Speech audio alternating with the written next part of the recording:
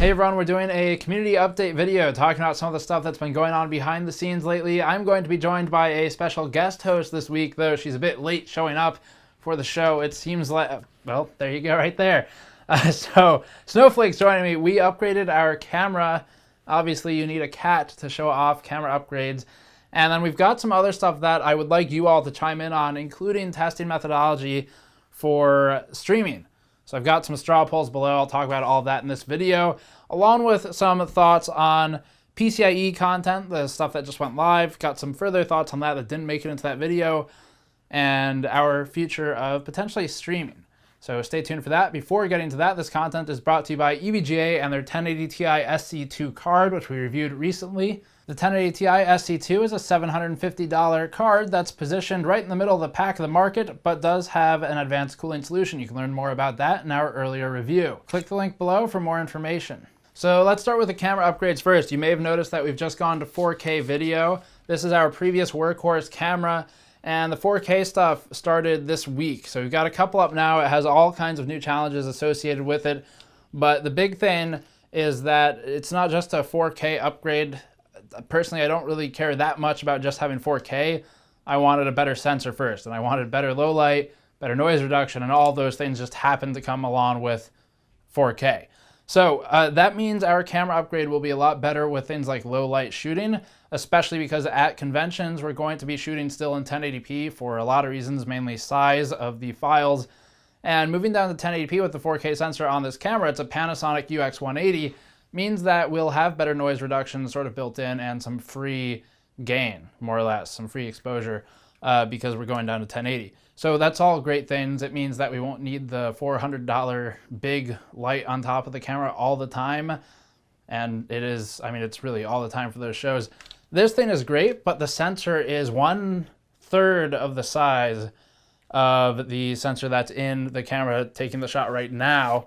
It's a workhorse. It's 28 megabits per second for the video, 1080p, 60 FPS, Canon XA20 is the name. It's about $2,000. We're still going to use it for multicam shots in the future with interviews, probably with Chris Roberts being one of them as an option.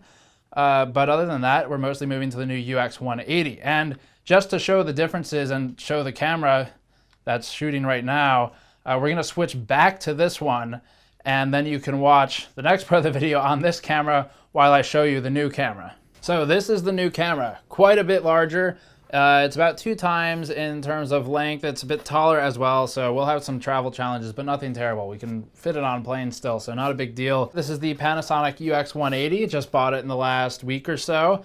The biggest thing here is it's a larger camera. This actually helps us because it should sort of help steady the shots. It will absorb more of the shake, and it's got a good heft to it, which really makes it easy to maneuver. The ergonomics also are very good. So this grip kind of supports at the thumb, or you could hold it at the top, and then it braces really nicely against the body if someone were doing a follow cam shot like Keegan did when we did the Taipei computer market tour. So very good upgrade overall. The big thing here, I know a lot of YouTubers shoot with DSLRs. I don't really like them for what we do. So you have to remember that from my perspective, we got into video strictly for conventions. So when you live that way, you're really concerned more about like how do we set up and get the shot quickly. So it's RNG or ENG, electronic news gathering, or run and gun would be the 2 terms to describe the way we use cameras in the field. And having a larger camera like this has some downsides, but in terms of preference, I like having all these buttons right here. And I'm not normally the one operating the camera, but it means that we can get to stuff like white balance or like gain or shutter or iris, all this stuff very quickly and control it. We've got the 3 knobs as you would expect on a lens. So you've got focus, zoom, and aperture. And then for other stuff, there are actually, I think, 10 user configurable buttons. So we go through the menu settings and configure all the buttons to do basically whatever we want specific to an environment. You can also set scene files for a specific shoot setup, like A-roll, like this, and have it all pre-configured. And then in terms of just usability, it's a lot better, but we also have cool features like a better display that's easier to see, folds in and out like that, flips around, all that stuff, kind of standard for the most part. and then also a viewfinder that's now actually usable. The Canon X820's viewfinder is the worst thing I've ever used for a viewfinder. Overall, it's a huge upgrade. In terms of technology, this is a 1-inch sensor, so it's 3 times the size of the previous one, and it can gather more light as a result. We also can shoot at 200 megabits per second max, but we're shooting 150 megabits per second for the 4K videos, and then when we render out, we're coming down from there, as you would expect, because YouTube can't do much with 150 anyway, and the file sizes would just be stupid. To give you an idea of what that looks like, shooting at 150 megabits per second means that if you've got an average length of 40 minutes, so if we shoot A-roll for 40 minutes and we shoot A-roll for 20 minutes and we shoot B-roll for 20 minutes, that's a total of 40 minutes of footage for a potential video, like a review, and multiply that by 60, you end up with 2,400 seconds times 150 megabits per second. Divide that by 8 to get bytes, and you end up with about 45 gigabytes per shoot. So we have some challenges there we'll be talking about at some point, but we've mostly got a solution in place already. It's just a matter of when we talk more about how it works. So that's the camera upgrade. It's better quality for everything. It's easier to use. The shots will be better. The lens is a whole lot better than the previous one, so we can do more work with it. And then there's all kinds of features on the camera that'll make things much easier in those convention environments. And again, this makes more sense for us than DSLRs because it's basically a crew. It's always one other person with me. So I'm not the only operator, basically, unlike some of the personality-driven channels where they might be the only person operating the camera and the information gathering, so I could understand why you'd want DSLR for that. But that's what we've got there. So we're going to switch back to this camera and then go through the rest of the stuff, like the streaming updates. So that was the new camera. I'm really pleased with the ergonomics on it. It'll be great for follow shots through things like, again, marketplaces or just convention center booths, all that stuff.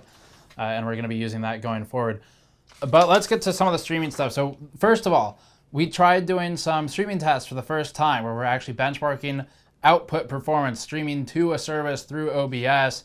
And I want some of your settings if you are a streamer. So here's what I want to know. We're going to put 2 links to survey sites below. It'll probably be Strawpoll or something like that. And one of them will be about what encoder you use and what encoder settings you use if you are a streamer. And the other one is going to be about the bit rate that you stream at. I posted one of these on Twitter, but we were too limited in options to really go deep with it. So basically what I'm looking for is what's the most common use case in our community so that I can build that into our testing and start testing for it in streaming benchmarks. Going forward, we did the dual streaming tests. I liked how it worked, but I think for going forward, the plan is probably to focus on single streams. I'm not sure if I'm going to focus on Twitch or YouTube. Probably, part of me says Twitch because it's so popular. Part of me says YouTube because it's got a higher bitrate cap, and I'm more familiar with it. So if you have thoughts on that as well, I guess post them in the comments below which streaming service you prefer to use as a viewer or as a streamer, and we'll consider that as well. But we'll be doing some more of those. The single stream testing will definitely take priority because most of the stuff we're testing is going to be single stream ready, not really dual stream through 2 OBS instances ready. And I've also heard about some software like Restream or websites like Restream. I'm not familiar with it. The streaming stuff as a streamer is still new to me for testing. So if you use Restream, I'm also curious if there are any major downsides to it where you would rather use hardware encoding twice. In other words, encode the stream 2 times and output it twice versus using a Restream service. So again, are there any downsides to a Restream service that would be relevant to you? So that's what I want to know. That will help me build our testing methodology for stream tests going forward. And it's such a community thing that so many people are involved with. I think that the approach to building methods for testing streaming should probably involve some portion of the users because again, it's big and a lot of people have experience with it. So that's that. The next thing, also in streaming news, we now have a setup in terms of hardware that can connect at least to this camera, if not the new one, and feed through a laptop and do live streams from our channel that you could watch. So not benchmarking. So I want to start doing those. I'm thinking maybe next week from the posting of this video, we'll try one. probably start with something like a simple teardown and just do it live, as they say, do a teardown, see how it goes, and maybe do some more streaming content like that going forward. Now, to address some discussions I had in the Patreon Discord chat, that really won't impact the quality or quantity of content coming from us otherwise, because my idea of how to stream, because of our production cycle and because of our habits with media content creation, my idea is I should be able to more or less walk into a room, turn a few things on, and start streaming, and then just do something I normally would be doing anyway that day. For example, when I put the Kraken G12 on the armor card, that would have been actually a pretty cool thing to stream. And we weren't making content about it anyway, so it wouldn't slow anything down. It would just be part of the normal review process, and you'd get an earlier look at some of the stuff we're doing without interrupting the content quality or quantity normally. So that's a consideration. Stay around for that, and make sure you're following on Twitter so that you can get the updates when we do decide to try a stream. And other stuff, I had some thoughts on the PCIe content. So again, this is just like a community update video, which is really just going through a lot of the stuff the last week or so. So the PCIe thing with Intel, the main point of that was to discuss their marketing language. I cannot stand marketing language that seems like just bullshit marketing language. There's got to be something behind it. So that's why we went at that from an angle of, okay, we're going to use two different CPUs because the language says 7700K and 7900X or whatever. So we're going to test two different CPUs. Now, normally what we've done with PCIe lane assignment testing is you use the same CPU, so you control for that, and you control for the cache and speeds and all that stuff. And we can control for some of that with cross-platform, but not everything, like cache. So you normally control for that stuff, and then you just change the generation of the PCIe socket, whichever ports you're using. You basically change the bandwidth going through them based on what hardware you're using to test. That's what we've done in the past. If we were doing a standalone dual by 16 versus dual by 8 benchmark, that's what I would do for it. But again, the point was really to just really seriously spend a lot of time addressing that marketing language and talking about how it actually performs relative to what their claims were, because the way I position our outlet is to challenge those claims and make sure they're accurate. And if they're not, then hopefully, you would hope, manufacturers don't continue making inaccurate claims in the future. That's a very idealistic thing to say, but there's some impact sometimes. So that's the way I approach these things. From an objective test, standalone, ignoring marketing perspective, the PCIe lane assignment stuff is something I do want to revisit and do more similar to what we've done in the past with PCIe lane assignment, where you use, again, a really controlled scenario. So we might do that. It's not on the immediate radar. There's plenty of other stuff going on, but it is something I'm thinking about. I've got plenty of ideas for it. We've done a lot of them in the past, but it needs to be updated with SLI and with 1080 Ti's and stuff like that, and go through the X299 things, CPUs again.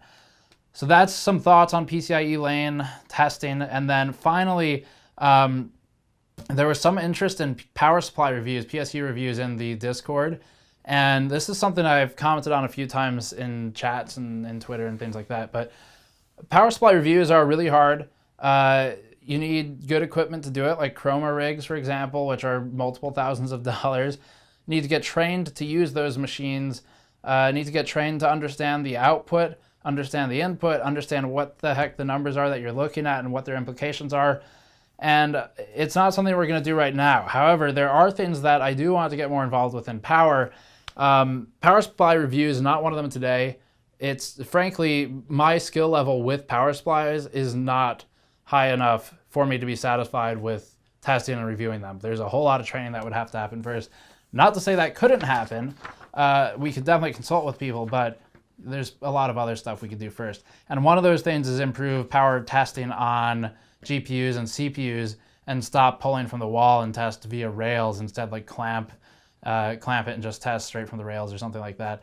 So that's something I want to do. It is closer to reality than a lot of other test methods I've been looking at lately. It might start happening sometime this year. No promises, but it make me feel a whole lot better about power draw testing, because you eliminate a lot of questions, a lot of platform concerns, and you just test it straight from the source. So you're no longer looking at deltas wall to wall. You're looking at the actual power draw of the component. Now, motherboard still impacts things, but you get the idea. So that's it for this one. As always, thank you for watching. You can comment below with general thoughts, especially about the streaming stuff. And subscribe for more. Patreon.com/GamersNexus helps out directly, or go to store.gamersnexus.net, where we should have more shirts like this one and the graph shirt sometime soon, theoretically. They're being printed. So thank you for watching. I'll see you all next time.